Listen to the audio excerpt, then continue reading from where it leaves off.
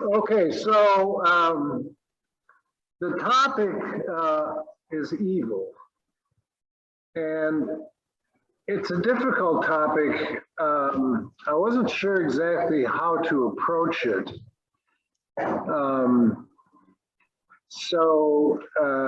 The two essays I wrote, okay, the first one is basically about perspectives on evil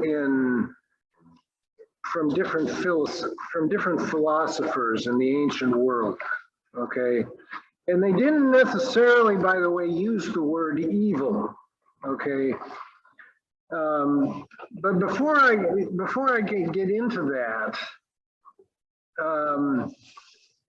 I'm wondering what you all think about the issue of evil. Is evil a particularly, how would you define evil? If someone asked you, what do you mean by evil? What would you say?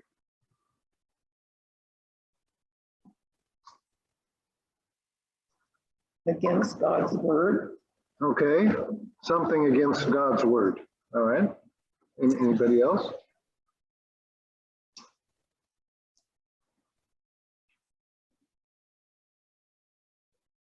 Was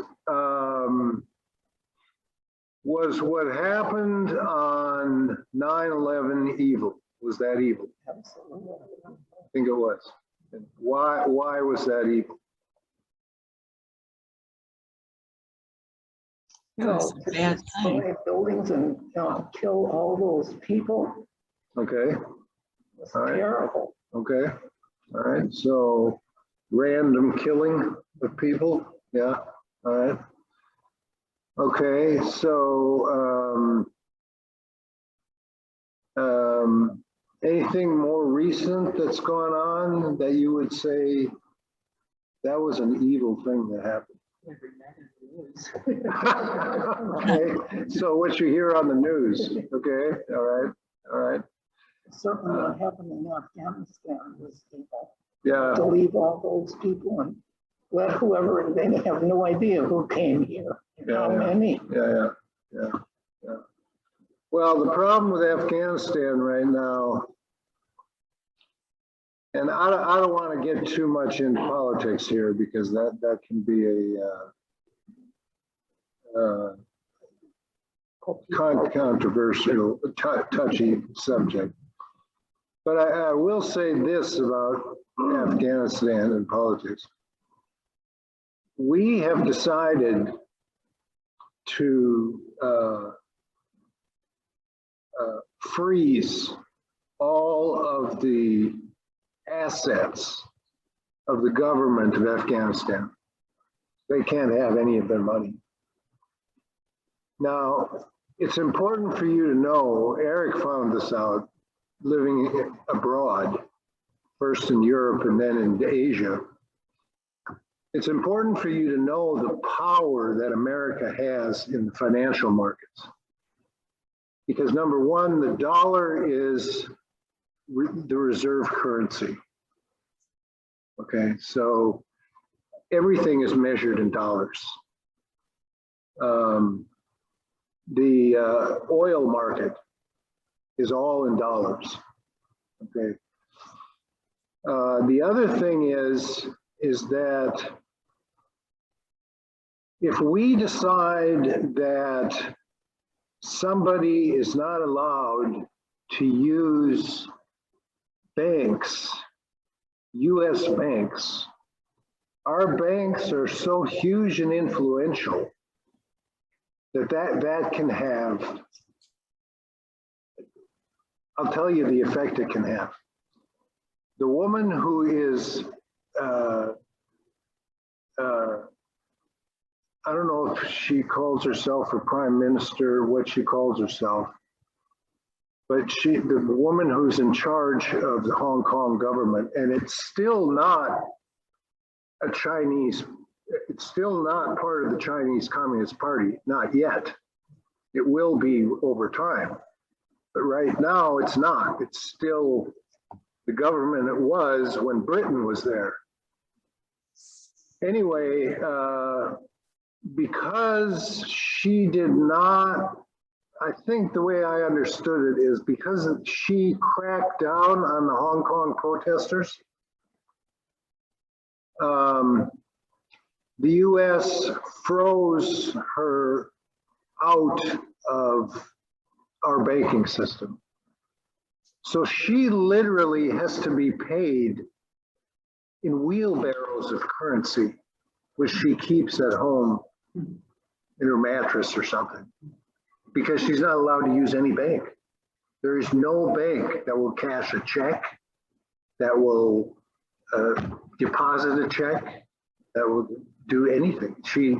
So here's the thing with Afghanistan, okay? So we may think the Taliban, and I think the Taliban has some real problems, but you know who's going to suffer as a result of us freezing their assets? You know who's going to suffer? The people are. They're predicting a mass starvation over there this winter. Yeah, and I'm not sure I support that. Okay. Because I would consider famine to be evil.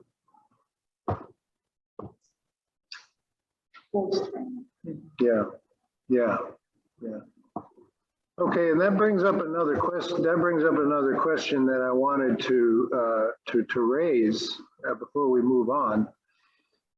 Most people who deal with this subject divide it up into two subsections. There's moral evil, which is the evil that human beings commit against each other. And then there is natural evil, as in Hurricane Katrina, the tornadoes that tore Kentucky apart or whatever, okay? So there's,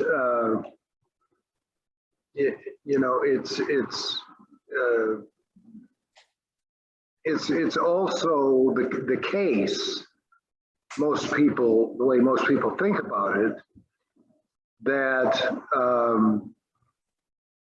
there is evil that is not committed by human beings, but is a sort of just a part of the way creation is.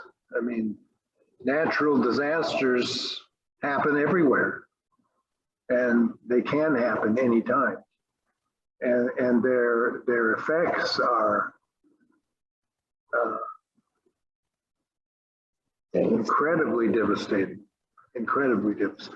Yeah.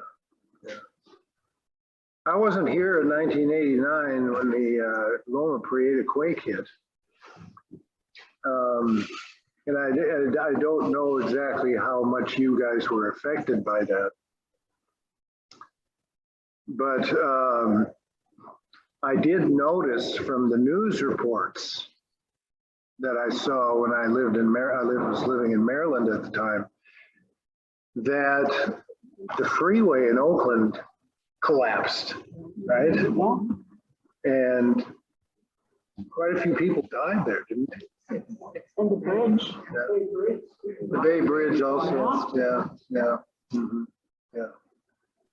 So, and I understand the Marina District was hit pretty hard. Yes. Yeah. So, Overhang. what's that? I said my overhang. Oh, your overhang fell over? Okay. All right. Okay, so there's moral evil and there's natural evil. Okay, so there was a book written recently. I wrote this in my little write-up about the class. Philosophy professor wrote a history of philosophy, and her thesis was that all of philosophy, and by the way, the word philosophy means love of wisdom. That's what it means. Okay, so a philosopher is someone who reflects on and is interested in insight into the big questions about life. What is the meaning of life, if there is one? Some people think there isn't one. And we might talk about why some people think that. But in any case, she wrote a history of philosophy, and her thesis was that all of philosophy was an attempt to deal with the problem of evil.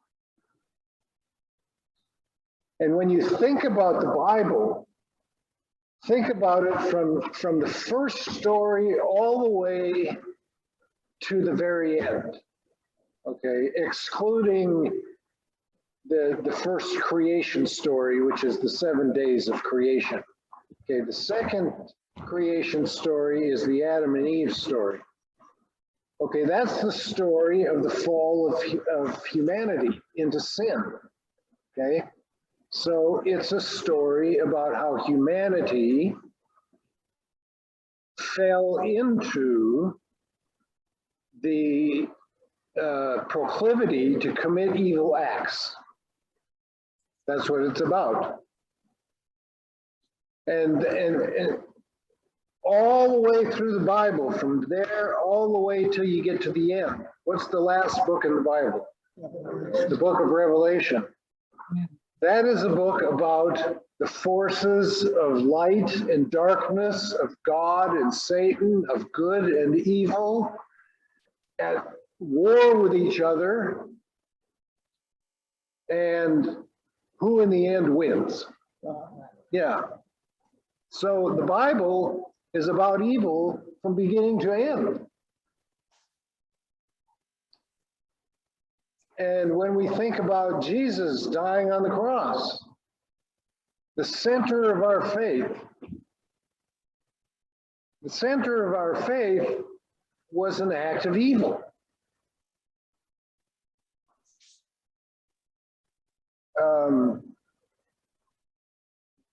It's very hard to read in the many studies I've done of not only the New Testament, but of the ancient world in general. I have read about the details of crucifixion. It's very difficult to read about how that actually was done. I mean, it was horrendous. And these guys who crucified people had to be trained. They had to be trained to put the nails in the person's body in such a way that the body would be held up. Okay, that the tissue wouldn't give way and they'd fall off the cross. And so it had to go into a certain part of the person's wrist. It didn't go in the palm of their hand, it went in their wrist. And I mean, it was a very grisly way to die. Okay, so Christianity deals with evil from beginning to end, and so it's something that I think is important for us to have an accurate perspective on. Okay, in this first essay, if you want to pull it out there, it's entitled Evil and the Justice of God. And I put on there, based partly on the book by N.T. Wright, because most of it is me. Lecture 1, Introduction by me. Okay. So what I wanted to do there was point out how it is that I think this lady who claims philosophy, the history of philosophy, is all about humanity's attempt to come to terms with the reality of evil in human life. what I wanted to do was introduce you to a couple of philosophers, and so that you had some idea as to how they did that. Okay. Now, the first two I talked about were the first two major philosophers of the Western tradition, and that is Plato and Aristotle. Okay. Plato, 5th century BC. Okay, so we're talking about the 400s BC. And Aristotle was his student. So he was a contemporary, although Plato was much older. Aristotle was a contemporary. Okay. Plato had an interesting perspective on things. Plato saw the world we live in, the concrete material world we live in. He didn't use the word evil, but the word is implied because, and we're going to get into a number of religions that have the same point of view. The idea is that the material world that we live in is not where we belong. We don't belong in this world. And the reason we don't belong in this world is because, number one, the material world is a world where all things eventually pass out of existence. Nothing is permanent. Okay, there's birth and there's death. Remember, you are dust, and to dust you shall return. And that's true of all creatures. It's true of all objects. It's true of everything. Everything is constantly changing. Nothing stays the same. Okay? So, if human beings long for that which can be counted on as permanent, as something that you can count on no matter what, is there anything in this world that you can count on that couldn't possibly end up disappointing you or end up such that you became someone living in grief because of loss? Anything.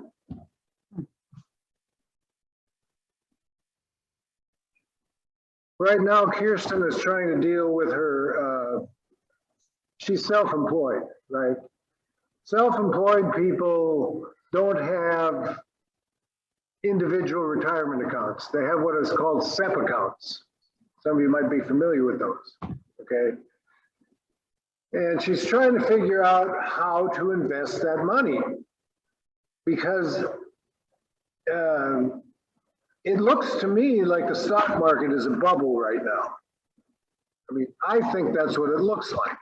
Its value, it's been going up for how many years now? It's been going up. Since before Obama, it's been going up. All right? And the fact of the matter is that if you look at the history of the stock market in this country, it never goes up forever. There's always times when you're going to get a recession and a bull market turns into a bear market. And you never know how long that's going to be. All right. So when you invest your money, you're taking a risk. Now, right now, she doesn't have the kind of money where she would be playing around with individual stocks. She would be buying groups of stocks, like the S&P 500, for example. The 500 most valuable companies that exist in America are all lumped together into the S&P 500, and you buy shares in that, Well, that has been going up and up and up and up. Okay. I had Eric look it up for me. Tell me what companies are in there in order of value. You know which company is at the very top? The most valuable company probably in the world? Apple. Apple. Yeah. Apple was at the top. And of course, I don't remember exactly the order, but after that, you had Google, you had Facebook, you had Microsoft, you had Tesla, you know, all of these big companies, right? So the question, you know, for anybody who's investing is, should I take the risk of putting my money in this now? What if it, you know, what if we are in a bubble and it all of a sudden goes south? You know, what do you do? On the other hand, you can put your money in something other than stocks, but you know how much those make, almost nothing. So, you know, it's a difficult decision to make. The point I'm trying to make is that this is an example of what Plato meant when he pointed out that this world is not a world where you can count on anything as being permanent. Everything is changeable and changing, and therefore, what you don't want to do is invest your life in anything that is of the material world. All right. So now Plato was a spiritual guy. All right. He had a vision of a spiritual world. Okay. Plato believed that human beings had a body, but that our soul was immortal. So that when your body died, your soul did not die. Your soul went to the spiritual realm. Okay. So, you know, he tells the story of the death of his mentor, Socrates. Socrates, because he was so, because he could, okay, people who thought they knew a lot would come to Socrates and you know, bloviate about how much they knew. And Socrates could see through it, okay? So he would start asking them questions about their position that they couldn't answer, all right? And this would irritate them because they were, frankly, these people were arrogant. They thought they were really smart, all right? And Socrates burst their bubble. So eventually Socrates got the hierarchy in Athens so irritated with him that they charged him with the crime of corrupting the youth of Athens, and they sentenced him to death. And the method of execution was that he would have to drink hemlock, which is poison. Right? Now, all of Socrates' friends were around him when he was supposed to drink this hemlock. And they all encourage him, Socrates, what are you doing? All you have to do is get up and leave. Just leave Athens. You don't have to drink this hemlock. Why don't you just go? And Socrates said no for two reasons. Number one, here's a man who has the strength of his convictions. Number one, he said, any state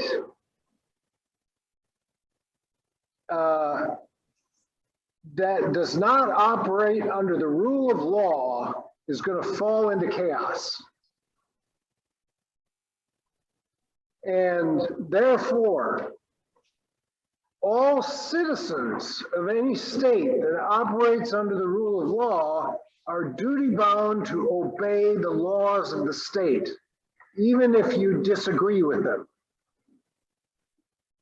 Because the alternative is chaos. The state has decided I should die, so I'm going to obey what the state says. That was his first reason. His second reason was his spirituality. He didn't believe that when his body died, his soul would die. He believed that his soul would go to what Christians call heaven. The Greeks had a different word for the place of eternity. Okay, so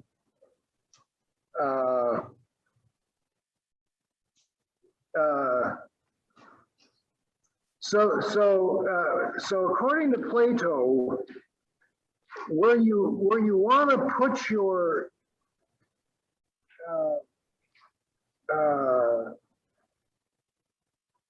convictions, your heart and your soul, where you want to put your hope, where you want to put the meaning of your life, is not in anything that is a part of the material world. It's the spiritual world where that belongs, okay? Because that's eternal and unchangeable. And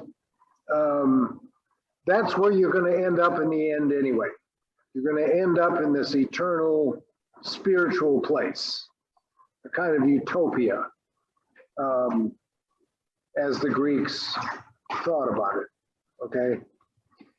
Now, Aristotle had a completely, so Plato's understanding of evil is that the world itself, because of the fact that it's changeable and constantly under decay, is an evil place. We don't belong here, we belong elsewhere. Okay, that was his perspective on it. Aristotle had a completely different perspective on evil.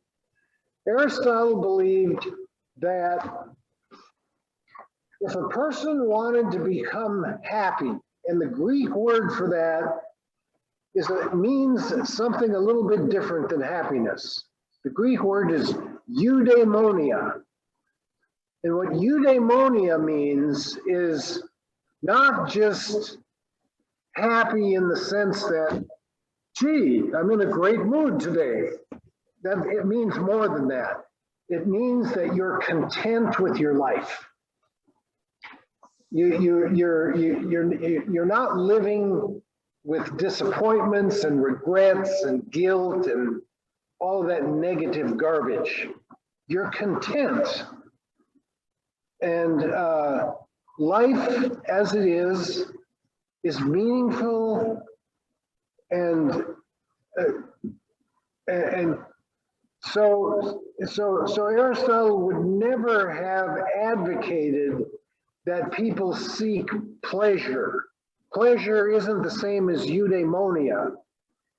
Satisfaction is a better word. Contentment is a better word. Okay, so if someone were to say, well, I'm really happy after I've had 2 bottles of wine, Aristotle wouldn't have agreed with that. Okay, that's overdoing it. Okay, that's not happiness, that's getting drunk. All right. So, and Aristotle also believed that contentment, a happy life, is the product of becoming a virtuous person. Okay, living a virtuous life. Now, we don't use that word very often today. We would probably be more likely to say people who live a good life, or people who are compassionate and kind and generous and that sort of thing. Aristotle used the word virtue, okay? And for him, the point of overcoming what he would consider to be evil, but again, he didn't use the word evil. He would have used words like unhappiness, living in regrets, living a life where you're just not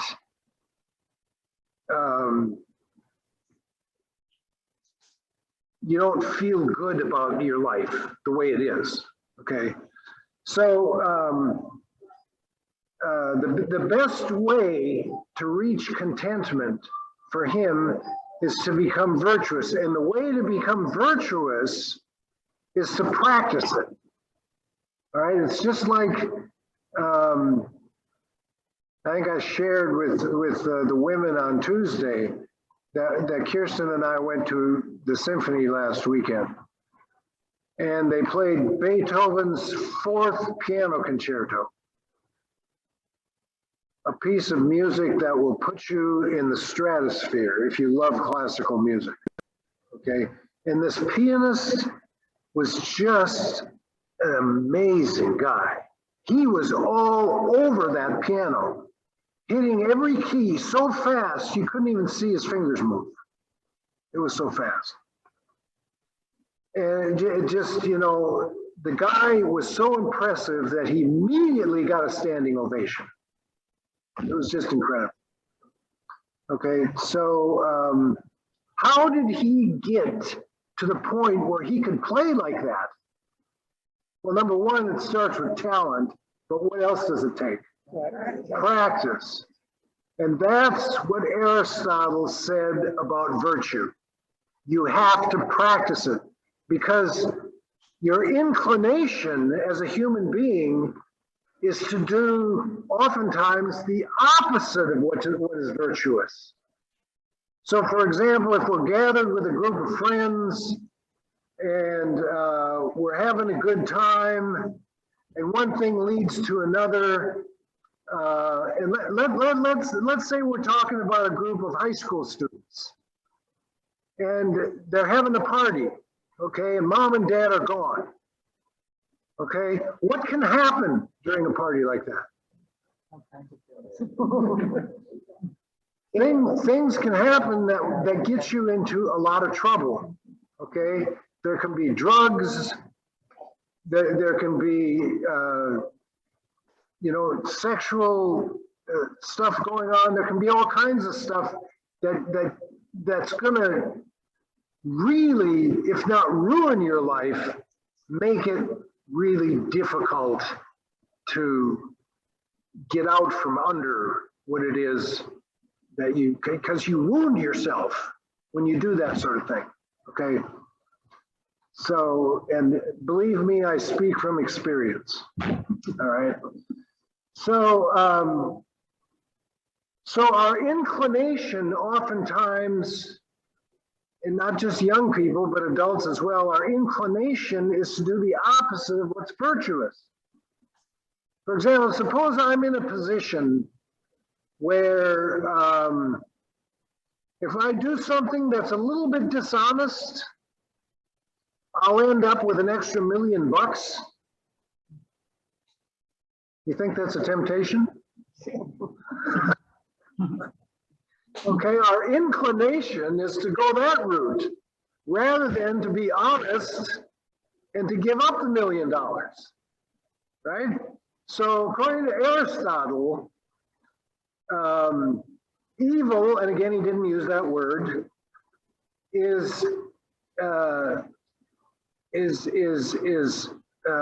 obeying inclinations that will make it harder for you to become a virtuous person.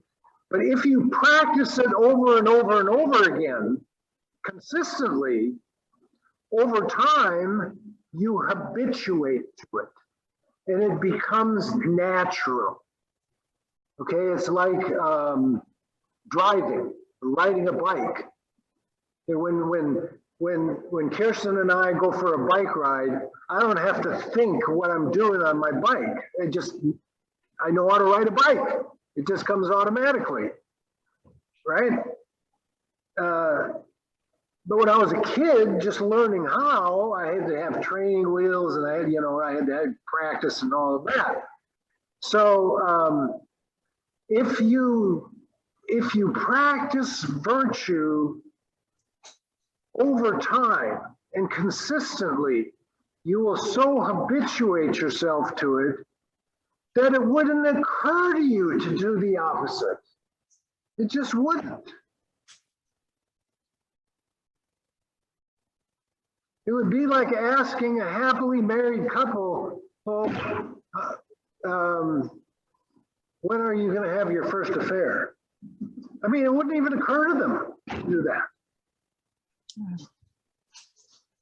Okay, so for Aristotle, the good life, the life that is not tainted by evil, is a life that has been lived by practicing virtue over time until you're habituated to it and it becomes a part of who you are.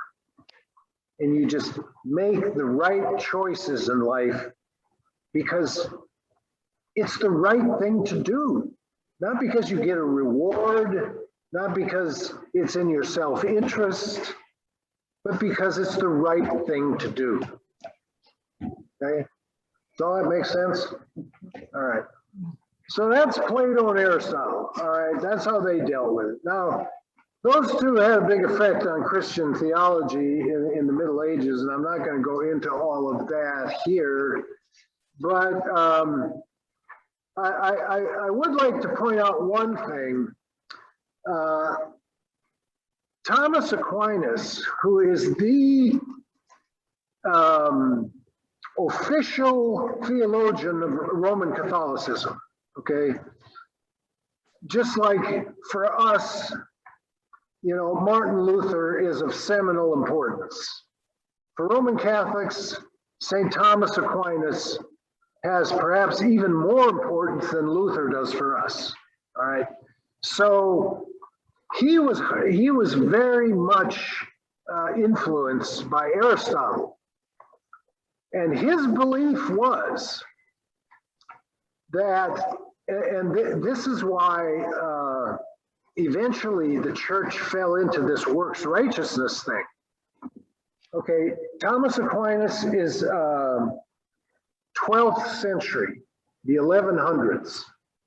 Okay, he's a professor at the University of Paris, which is the primary university in Europe. And his perspective on salvation was this.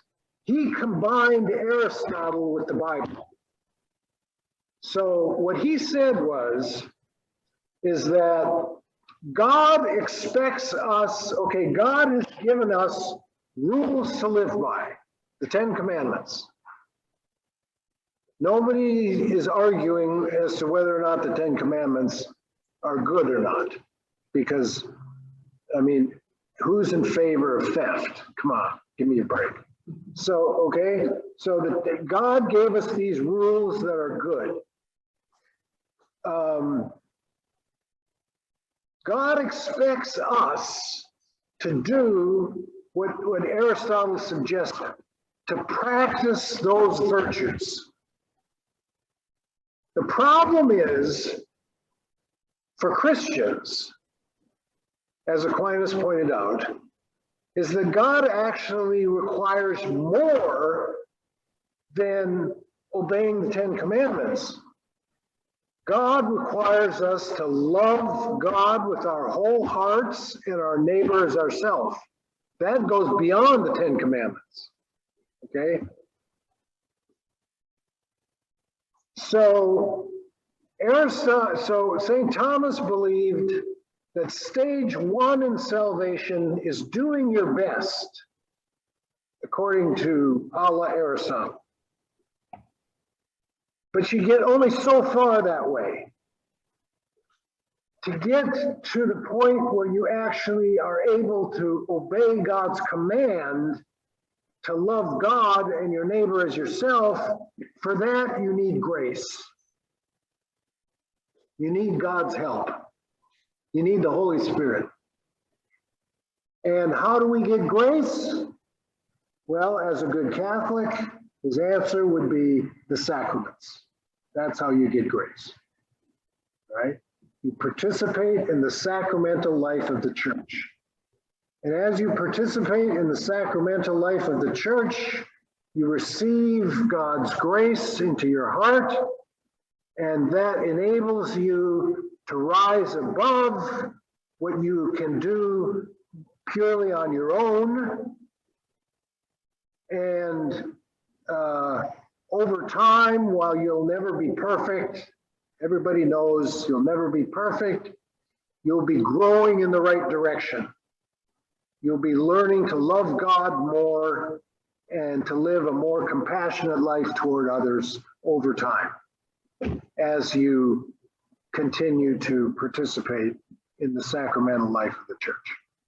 Okay, so these ancient philosophers did have a big effect on a lot of Christian theologians. Okay, now one of the first heresies in Christianity, in fact, the first major heresy, I'll get through this and then my time is up, was something we've talked about before in my classes, and that's Gnosticism. Do you remember that word? Okay. Greek word that means knowledge, all right? According to the Gnostics, now you should know this. How do we know about the Gnostics? In 1945, there was an Egyptian farmer who was digging in a field. What he was looking for was fertilizer for his crops. And he came across an ancient container that had been buried. Okay? Now, this is a part of the world where you can run into antiquities, you know, whether you're in Israel or Egypt or Iraq, you can run into antiquities all over the place, okay? Because this is where civilization began, right? In this container, there were some ancient manuscripts, and they were called Gospels, okay? The one that is the most famous is called the Gospel of Thomas. Have you ever heard of the Gospel of Thomas? Okay. All right. These were Gnostic documents, okay, written in probably the 3rd century, the 200s AD. All right, so they're not as old as the Dead Sea Scrolls, which go back to before Christ. But those are all Old Testament texts. Okay, so these Gnostic Gospels, Gnosticism was a religion that believed, like Plato, that the material world we live in is evil. Only now the Gnostics are actually using the word. Plato didn't use the word, the Gnostics do. The material world is evil.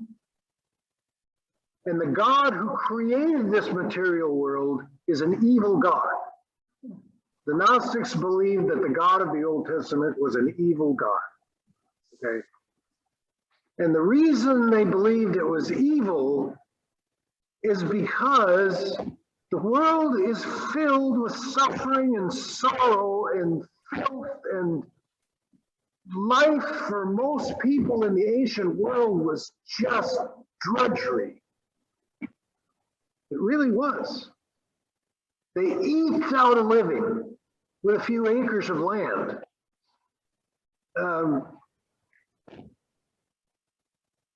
And they had very, very little in the way of, you know, in terms of material well-being. We today have absolutely no idea what it would have been like to live in the ancient world. Not a clue. Okay. So life was drudgery, all right, filled with sorrow.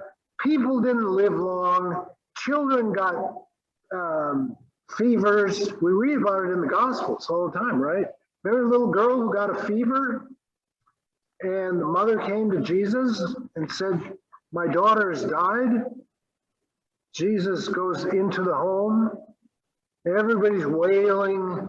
And he says, don't worry, she's just fell asleep. And they all laughed at him. Remember that story? And he goes to her and he says, Talitha kum, which is Aramaic for little girl arise. And she gets up and she's alive. So it was a hard life, okay? So Gnostics believed that, like Plato, we don't belong in this world because this world is filled with sorrow and suffering and pain, and it's just, we belong in a spiritual realm, all right? The question is, how do you get there? Well, the answer is in the name. Gnosticism means knowledge, okay? The way you get to the spiritual world is through secret knowledge. Now, the Gnostics, what they did is they absconded with Orthodox Christianity. They actually hijacked it, and they turned it into a form of Gnosticism, in the sense that, okay, where does the secret knowledge come from? Well, it comes from a teacher who knows the secret knowledge. Well, who's that? That's Jesus. But Jesus was a human being who suffered and died like everybody else. No, he wasn't. He only appeared to be. Next time you don't have anything better to do, read 1 John. It's a short letter. In there, John condemns people who claim Jesus was not human. He's talking about the Gnostics. Okay, all right. So, so according to Gnosticism, this is really funny, and then I'll quit. Good. So people ask them, well, wait a minute, Jesus actually died on the cross. I mean, we know that. You know, it's been recorded. It's part of known history. And the Gnostics said, nope, that wasn't him up there on the cross. Jesus was a spirit who only looked like a human being. And what he did was, he grabbed a guy, a random guy, and made him out to look like himself. And this random guy was the guy who was crucified, not Jesus, because Jesus was a spirit. Right? Now, the Gospel of Thomas, if you ever read it, you'll notice that there's nothing in there about what Jesus did. Absolutely nothing about his healings, where he traveled, nothing. The only thing that's in there are the things that he taught. Why? Because for the Gnostics, it's knowledge that gets you to heaven. So Jesus was the teacher of the secret wisdom that got you to heaven. So evil is this world and its hardships and its difficulties and all of the rest of it.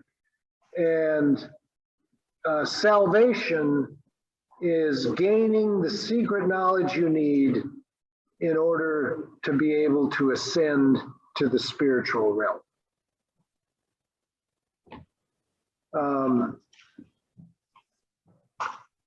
Gnosticism had an enormous impact on the early church. It was finally overcome once and for all, really, by a theologian by the name of Irenaeus. He was the Bishop of Lyon, and he wrote a book entitled Against All Heresies. And, well, the heresies was Gnosticism. And that book settled it for the Christian church.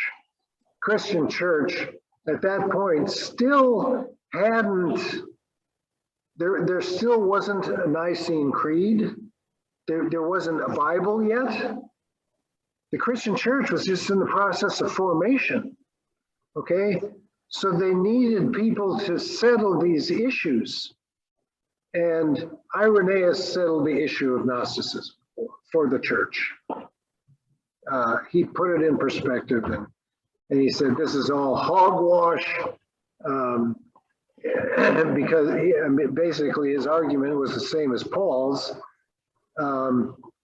If Jesus didn't die, then neither did he rise from the dead. And if there's no resurrection, then there's no salvation either. Plain and simple.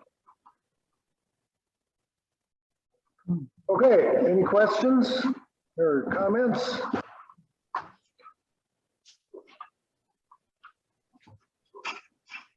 Okay, so the second essay gets into I start to get into the Bible, and that's what we're going to do next week. We're going to start to talk about the Bible. Okay? All right. Thank you. Thank you.